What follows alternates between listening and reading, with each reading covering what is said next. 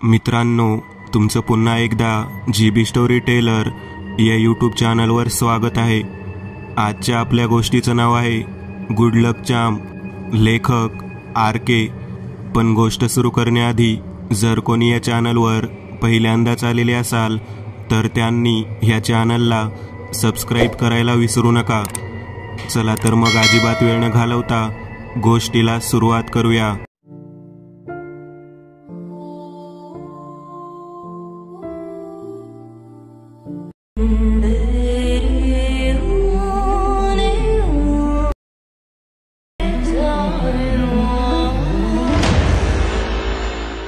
आज घरातून निघाल्यापासूनच सोहमची सगळी कामं कुठे ना कुठे बिनसत होती। उबेर टॅक्सी बुक केली, पण त्यांनी थोड्या वेळातच त्याची राईड कॅन्सल केली। मग त्याने ओला बुक केली। 8-9 मिनिटाच्या प्रतीक्षेनंतर ओला त्याच्या पुढे येऊन उभी राहिली। त्याने युनिव्हर्सिटीचा ॲड्रेस दिला। युनिव्हर्सिटीच्या मागच्या दरवाजात गेटजवळच ओला उभी करून ड्रायव्हरने सांगितले, साहब आप यहीं पे उतर जाओ, मैं अंदर नहीं आऊंगा। सोहमने त्याला झालेले पैसे दिले, एक मनगटातील घड्याळात नजर टाकली आणि भराभर पावले उचलत तो गेटजवळ आला। युनिव्हर्सिटी कॅम्पसमध्ये शिरताच त्याची नजर युनिव्हर्सिटीच्या कॅम्पसवर फिरत होती। मे महिन्याच्या पहिल्या आठवड्यातील अंग भाजून काढणारं दुपारचं रखरखीत ऊन, कॅम्पसमधलं शुष्क वातावरण, एकमेकांपासून लांब अंतरावर उभ्या असलेल्या 1 किंवा 2 मजली लांबलचक जुनाट इमारती एक प्रकारचं उदास मूड तयार करत होतं। सोहमला लांबवर समोरच्या रस्त्याला 2-3 लोकांचे 2 घोळके दिसले, जे रस्त्याच्या अगदी कडेला जाऊन उजवीकडे वळून दिसेनासे झाले। सोहम एक साधारण 32 वर्षाचा, उंच, तांबूस, गौरवर्णाचा, काळ्याभोर मऊ केसांचा देखणा युवक। सोहमने इतिहास आणि पुरातत्व विज्ञानाचा अभ्यास करून आता तो पत्रकारिता करत होता। जीन्स, अंगात निळ्या रंगाची लिननची कुर्ती, गळ्यात त्याचे प्रेसचे ओळखपत्र, पायात लेदरच्या सँडल्स आणि गळ्यात लेदरचा फोल्डर कम पाऊच खांद्याभोवती क्रॉस करून त्याने घातला होता। भराभर पावले टाकत सोहम दरवाजाला लागूनच असलेल्या सिक्युरिटी कॅबिनजवळ पोहोचला। छोटीशीच कॅबिन होती आणि त्याला पुढच्या बाजूला खिडकी होती। खिडकीतून आत 2 सिक्युरिटी गार्ड मस्त पाय ताणून बसलेले दिसत होते। दुपारच्या उन्हाचा शीन आणि जेवणानंतरची सुस्ती त्यांच्या सर्व शरीरावर जाणवत होती। सोहम खिडकीजवळ आला। आपल्या गळ्यातील प्रेसचे ओळखपत्र त्याने सिक्युरिटी गार्डना दाखवले आणि चौकशी केली। साहेब, ते युनिव्हर्सिटीचं पुरातत्व विभाग, आर्किओलॉजी डिपार्टमेंट कुठे आहे सांगाल का जरा? एक सिक्युरिटी गार्ड खिडकीजवळ आला।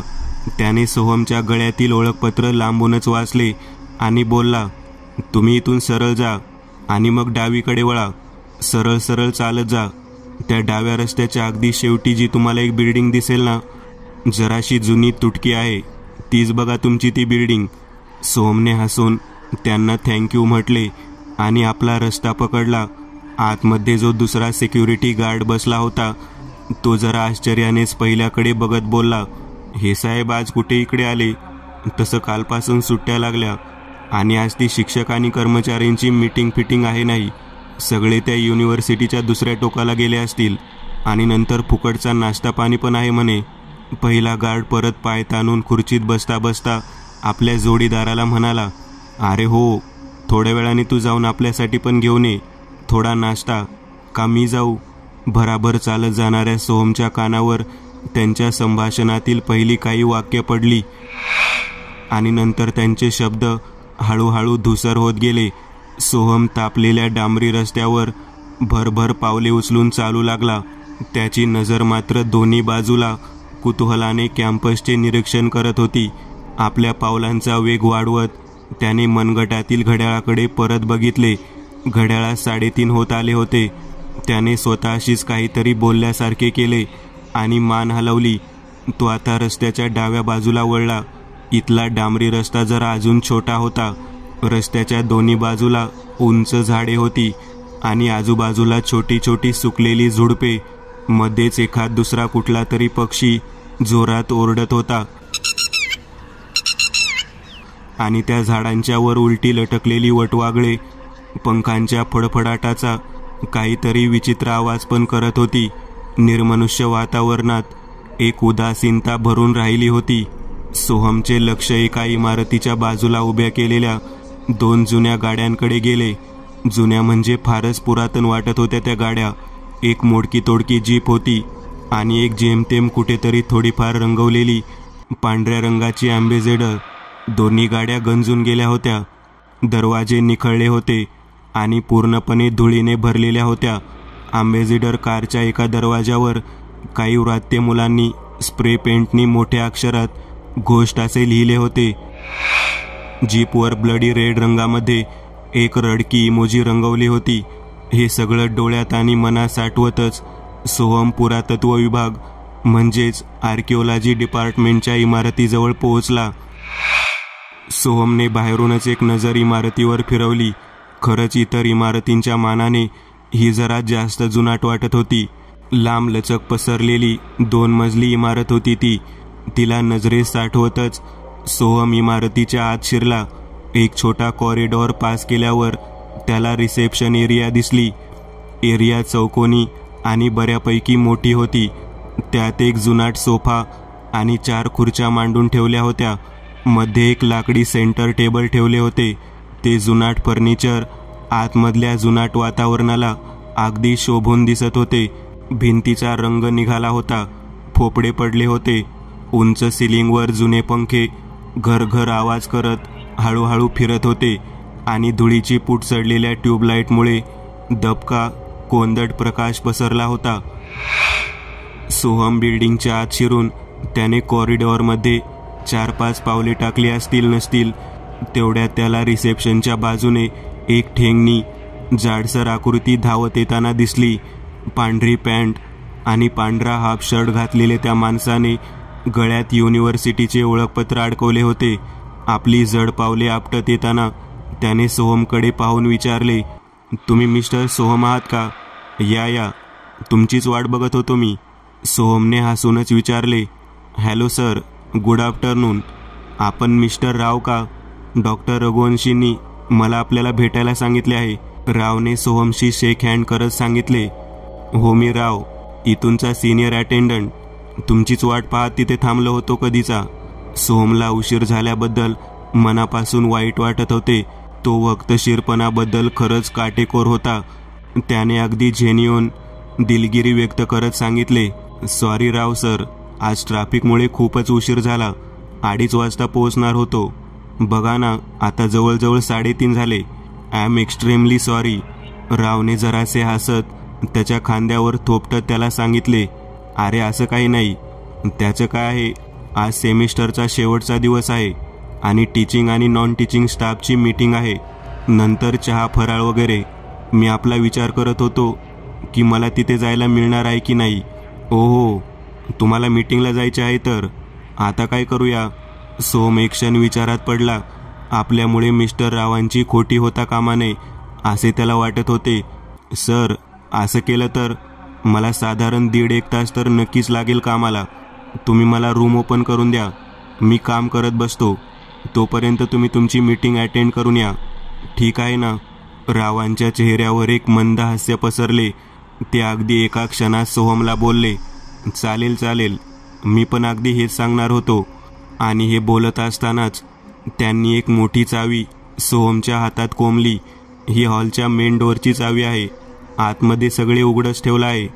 डॉक्टर रघुवंशी यांनी तसे इन्स्ट्रक्शन दिले होते की तुम्हाला जे हवे ते बघून दिलं जावं. तुम्ही असं करा, कोपऱ्यातल्या पायऱ्या आहेत ना, त्यावरून पहिल्या मजल्यावर जा. तिथे पॅसेज क्रॉस केल्यावर डाव्या बाजूला वळा. अगदी शेवटी मोठा हॉल लागेल ना, तोच आहे स्पेसिमेन हॉल. या चावीने तो उघडा आणि बसा तुमचं काम करीत. मी येईल थोड्या वेळाने. सोहमने होकारार्थी मान डोलावली. ती चावी नीट बघितली आणि तो जिन्याच्या दिशेने चालू लागला. थोडी पावलं पुढे गेला असेल नसेल तोच परत मगाशी जड दमदार पावले परत त्याच्या मागे आली आणि त्याच्या खांद्यावर हात ठेवला. मिस्टर राव परत घाईघाईने मागे आले होते. त्यांनी खांद्याला पकडून सोहमला आपल्या जवळ ओढले आणि कोणाला ऐकू जाऊ नये अशा हळू आवाजात सोहमला विचारले, सोहम साहेब, मी असं ऐकलंय रघुवंशी साहेबांचे तुम्ही एकदम फेवरेट स्टुडंट आहात. तुम्ही स्वतः पण इतिहास आणि आर्किओलॉजीचा अभ्यास केला आहे आणि आता म्हणे क्रिमिनल पत्रकार म्हणून काम करता. मला सांगा, 7-8 दिवसांपूर्वी तिकडे 3-4 बॉक्सेसमधून जुने हाडाचे सापळे आणि बरंच पुरातन सामान आणलं गेलं आहे. असं म्हणतात जवळजवळ 500 वर्षापूर्वीचे आहेत ती हाडे आणि ते नमुने. मला सांगा, त्या पुरातन सापळ्यामध्ये तुम्ही नक्की काय बरं शोधायला आलात? एक क्षणभर सोहम आणि मिस्टर राव यांची नजरानजर झाली. सगळीकडे शांतता पसरली होती. सोहमने एक हलकेच हास्य दिले आणि तो रावना बोलला, आधी मी जरा काम करतो, पण लवकरच सांगेन काय शोधतोय ते. असं म्हणत तो भराभर जिन्याच्या दिशेने चालू लागला. आतल्या बाजूला अजूनच मंद जाणाऱ्या प्रकाशात त्याची आकृती हळूहळू धूसर होत जाऊ लागली. 2 क्षण राव तसेच त्याच्याकडे बघत उभे होते. मग ते पण विरुद्ध बाजूला फिरून भराभर पावले टाकत इमारतीच्या बाहेर पडून लख्ख उजेडात नाहीसे झाले. आता त्या उदास आणि जुनाट इमारतीत सोहम एकटाच राहिला होता. त्याने त्या प्रशस्त लाकडी पायऱ्या चढायला सुरुवात केली. लाकडी पायऱ्यांची होणारी कुरकुर आणि त्याच्या चमड्याच्या सँडल्समधून येणारा करकर असा आवाज, ह्यामुळे एक लयबद्ध नाद निर्माण होत होता, जो त्या इमारतीच्या वातावरणाशी अगदी सुसंगत असाच होता. पायऱ्या चढून सोहम पहिल्या मजल्याच्या पॅसेजजवळ पोहोचला. 2 क्षण उभे राहून तो स्वतःशीच विचार करू लागला, काय बरं बोलले होते? पॅसेज ओलांडून पुढे गेल्यावर उजवीकडे वळा, नाही डावीकडे का उजवीकडे बोलले का? एका क्षणभराची वेळ असेल ती, पण सोहम आपल्याच विचारात खोल बुडून गेलेला असतो आणि त्याच्या संपूर्ण शरीराला वाऱ्याची एक हलकीशी झुळूक जाणवते. संपूर्ण अंगावर रोमांच उभे करणारी एक हलकीशी वाऱ्याची झुळूक. आणि त्याचबरोबर त्याच्या कानावर येते अगदी मंद नाजूक अशी एक किनकिन. एखादं जादुई मोरपीस त्याला आपल्या सर्वांगावरून फिरल्यासारखं वाटत असतं. एक क्षणभर तो भारावून स्वतःचे डोळे बंद करून घेतो आणि स्तब्ध तसाच उभा राहतो. पण दुसऱ्या क्षणी तो झटकन मागे फिरतो. त्याच्या रोमांचित मनाला काय दिसतं तर त्याच्या पुढे एक साधारण 4-5 पायऱ्या खालती एक सुंदर तरुणी, 25-26 वर्षाची तरुणी उभी आहे. या संपूर्ण वातावरणाशी पूर्णपणे विसंगत असं तिचं ते अस्तित्व असतं. गौर गुलाबी रंग, सतेज काया, लाल ओठ, खांद्यापर्यंत रुळणारे तिचे वळणदार काळे केस, तिच्या ओठांवरती पसरलेले मंद हास्य आणि सौंदर्याबरोबरच प्रगल्भतेची जाणीव करून देणारे तिचे राखाडी डोळे. तिने क्रीम कलरचा कॉटनचा सलवार कमीज घातलेला होता आणि त्याच्यावर फुलाफुलांच्या डिझाईनची सिल्कची गुलाबी ओढणी घेतलेली असते. तो रंग तिच्या सौंदर्याला अजूनच खुलवत असतो. सोहम काहीही न बोलता आपल्या समोर दिसणाऱ्या त्या सौंदर्य चित्राचे नुसते निरीक्षण करत राहतो. तरुणी आपल्या डोळ्यावर आलेले केस डाव्या हाताच्या झटक्याने एकदा मागे सरकवते. पुन्हा एकदा तीच मंद मधुर किनकिन त्याला ऐकू येते. ती तरुणीच 2 पायऱ्या वर चढत त्याला विचारते, तुम्हाला आर्किओलॉजीच्या स्पेसिमेन रूममध्ये जायचे आहे ना? त्याच्या मंत्रमुग्ध अवस्थेतच सोहम हो म्हणतो आणि नंतर पटकन भानावर येत तिला विचारतो, पण तुम्हाला कसं कळलं? परत आपलं तेच हास्य देत ती तरुणी म्हणते, तुम्ही खालती जेव्हा रिसेप्शनमध्ये बोलत होतात ना, तेव्हा मी पण तिथेच होते. तुम्ही मला पाहिलं नाहीत, पण मी ऐकत होते तुमचं बोलणं. माझं नाव अनामिका. चला मी दाखवते तुम्हाला तो हॉल. हसताना तिचे लाल गुलाबी ओठ काहीसे विलग होतात आणि त्यातून मोत्याप्रमाणे टपोरे दात सोहमला दिसतात. ती तरुणी आपली ओढणी उगाच सारखी करते आणि सोहमच्या कानात परत शिरते तिचं मंद नाजूक किनकिन. सोहम स्वतःला सावरतो आणि तिला विचारतो, हाय अनामिका, मी सोहम. पण आज तुम्ही इथे काय करताय? सुट्टी सुरू झाली आहे ना? आणि ती काय मीटिंग वगैरे आहे? अनामिका आपले गूढ गडद राखाडी डोळे सोहमवर रोखते आणि बोलते, हो, मी माझे एक अर्धवट राहिलेले काम पूर्ण करायला आले आहे. इथे आले आणि तुम्हाला बघितलं. ओळखते मी तुम्हाला. तुमचे सगळे लेख मी वाचले आहेत. इतिहास संशोधनावरचे पण आणि तुमच्या शोधपत्रिकारितेचे पण. तुमचं प्रसिद्ध काम ज्यात तुम्ही पुरातत्व नमुने, हाडांचे सापळे, तिथे सापडलेली आयुधे ही सर्व अस्सल आहेत की नकली याचा शोध घेतला होतात, त्याबद्दलची माहिती बऱ्याच वर्तमानपत्रात, यूट्यूबवर, TV शोमध्ये आली होती. मी त्याचा नीट अभ्यास केला आहे. तुमच्या जिज्ञासू वृत्तीचे, प्रामाणिकपणाचे सगळेच कौतुक करतात. अनामिकाच्या डोळ्यामध्ये सोहमबद्दल आदराची भावना दिसत होती आणि त्याचबरोबर एक अशी काही भावना जाणवली जणू तिला सोहमकडून काहीतरी हवंय, एखादी माहिती किंवा अजून काहीतरी. तिच्या तोंडून आपले कौतुक ऐकून सोहम थोडासा लाजला आणि रोमांचितही झाला. भरल्याप्रमाणे तो बोलू लागला, हो बरोबर आहे तुमचं. इथे मी काहीतरी शोधायला आलो आहे. तुम्हाला कळलंच असेल, 500 वर्षापूर्वीचे काही हाडांचे सापळे आणि काही वस्तू इथून दूर कर्नाटक आणि गोव्याच्या बॉर्डरवर सापडल्या. त्या पुढच्या अभ्यासासाठी इथे आणून ठेवल्या आहेत. तुम्हाला माहीत आहे का, त्या बॉर्डरच्या गावामध्ये अनधिकृत खणकाम चालू असतं. याविरुद्ध खूप आवाज उठवला जातो, पण जो कोणी त्याविरुद्ध आवाज उठवतो तो लगेच गायब होतो. खूप मोठी माफिया गँग कार्यरत आहे याच्या मागे. साधारण 3 वर्षापूर्वी एक हुशार पत्रकार होती. तिने याबद्दल खूप शोध घेतले होते आणि ती हे सगळं प्रकाशित पण करणार होती, पण त्याआधीच ती गायब झाली. माझ्या मनात खोल कुठेतरी आशंका आहे. त्या माफिया गँगने तिच्या जीवाचं काही बरं वाईट करून तिला त्या ठिकाणी कुठेतरी पुरलं आहे. त्या पुरातन सांगाड्याच्या मध्येच. मला त्या तरुण पत्रकार मुलीला न्याय मिळवून द्यायचा आहे, पण कसं काय ते अजून कळत नाही. इथे तर शेकडो नमुने आणून ठेवले आहेत. त्या सगळ्यांचा DNA टेस्टिंग किंवा कार्बन डेटिंग करणं शक्य नाही. पण मला एक जरी खात्रीलायक पुरावा मिळाला तर मी दुनिया इकडची तिकडे करीन, पण या गोष्टीच्या मुळाशी जाऊनच राहीन. सोहम अगदी प्रामाणिकपणे मनापासून बोलत होता. अनामिका त्याच्याकडे एकटक पाहत होती. मध्येच तिच्या हाताची हालचाल झाली की तिच्या मनगटातील ब्रेसलेटमधून ती नाजूक किणकिण ऐकू येत होती. बोलत बोलत दोघंही त्या स्पेसिमेन हॉलचा दरवाजापर्यंत पोहोचले, पण न राहून सोहम अनामिकाला बोलला, तुमच्या हातातल्या ब्रेसलेटमधून किती नाजूक आवाज येतो. असं वाटतं की कुठला तरी जादुई आवाजच आहे. मन मुग्ध होऊन जातो तो ऐकताना. अनामिकाने आपला डावा हात त्याच्या डोळ्यासमोर धरला, आपल्या मनगटाची एक नाजूक अशी हालचाल केली आणि ते ब्रेसलेट त्याला हलवून दाखवले. नाजूक नक्षीदार साखळीने 3 छोट्या छोट्या घंटा अडकवल्या होत्या आणि थोड्याशा पण हालचालींनी त्यांच्यामधून ती मधुर किणकिण ऐकू येत होती. अनामिका त्याच्याकडे बघत बोलली, आहेच असं किमती ब्रेसलेट. याला म्हणतात गुड लक चार्म. हे जवळ असलं की तुमची सदैव रक्षा करतं आणि तुमच्या इच्छा पण पूर्ण करतं. सोहम आता मागे वळून एका हाताने आपल्या खांद्यावरची बॅग सांभाळत, एका हाताने चावीने त्या हॉलचा दरवाजा उघडत होता. अनामिका पुढे बोलली, चला, तुम्हाला तुमचा हॉल मिळाला. तुम्ही तुमचे काम करा. आता मला जायला हवं. खूप उशीर होतोय. निघते मी. खालती लायब्ररी जाते. सोहमने जरा जोर लावून दोन्ही हाताने त्या हॉलचे दरवाजे ढकलले. बिजागरीचा आवाज करत 2 लाकडी दरवाजे उघडतात आणि तो परत अनामिकाशी बोलायला मागे वळतो, पण तोपर्यंत ती कॉरिडॉरच्या शेवटपर्यंत पोहोचलेली असते.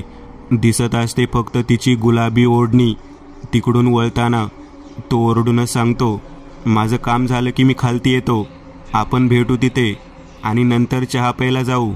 सोहम त्या थोड्या काळोख्या थंडगार हॉलमध्ये शिरतो. तिथे जुने स्पेसिमेन ठेवलेले असल्यामुळे हॉल वातानुकूलित असतो.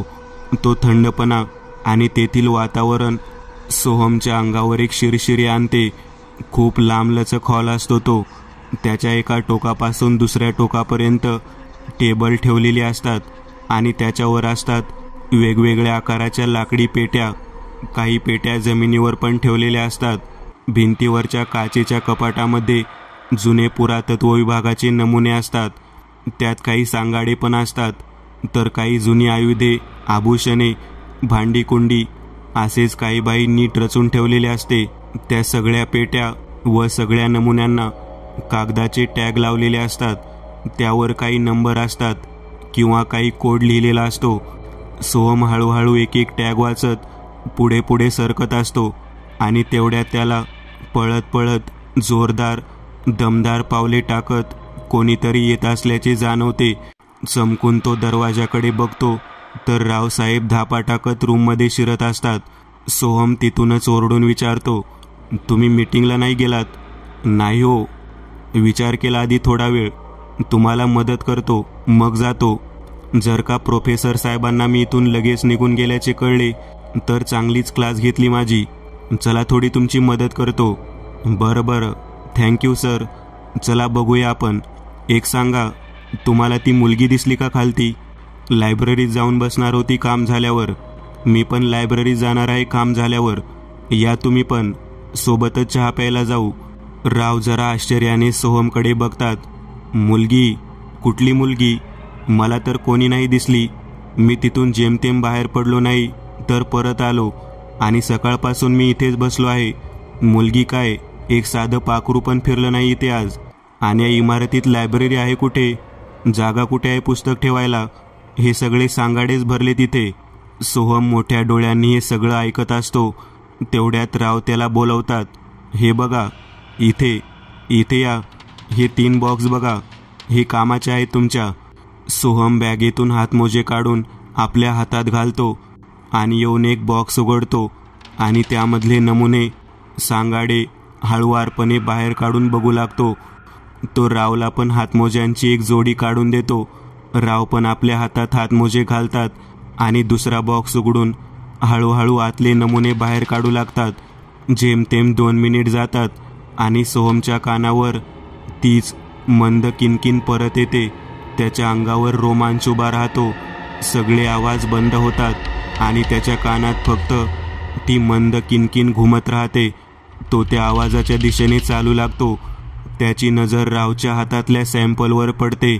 2 छोटी हाडं एका ब्रेसलेटमुळे एकमेकांत गुंतलेली असतात आणि राव ती बाजूला काढून ठेवायचा प्रयत्न करत असतो. सोहमच्या नजरेत ते नाजूक ब्रेसलेट आणि त्याला जोडलेल्या त्या नाजूक घंटा एखाद्या कटारीसारख्या घुसतात. तो आवाज त्याच्या कानात घुमत राहतो. मंत्रावल्याप्रमाणे सोहम पुढे सरकतो आणि काही कळायच्या आतच दरवाजाच्या दिशेने धावू लागतो. राव वेड्यासारखे त्याच्याकडे बघत असतात आणि सोहम मात्र कॉरिडॉरमधून अनामिका अनामिका असे ओरडत पळत जातो. पूर्ण इमारतीत घुमत राहतो तो त्याचा आवाज, अनामिका अनामिका आणि ती नाजूक किनकिन. मित्रांनो, आज पुरतं एवढंच. तुम्हाला जर काही गोष्ट आवडली असेल तर नक्की लाईक करा. तुमच्यापैकी बरेचसे जण व्हिडिओ लाईक न करताच पळून जातात, पण हा जर व्हिडिओ तुम्ही लाईक केला तर मला जरा बरं वाटेल आणि असेच भारी भारी व्हिडिओ बनवायची माझ्यात एनर्जी येईल. त्यामुळे नक्की लाईक करा. आणि अजूनही कोणी या चॅनलला सबस्क्राईब केलेलं नसाल तर लगेच सबस्क्राईब करून टाका. आणि बाजूची घंटी ती मात्र दाबायला विसरू नका. देवाची घंटी आहे ती. चला तर मग पुन्हा भेटूया अशीच एक आगळी वेगळी गोष्ट घेऊन पुढच्या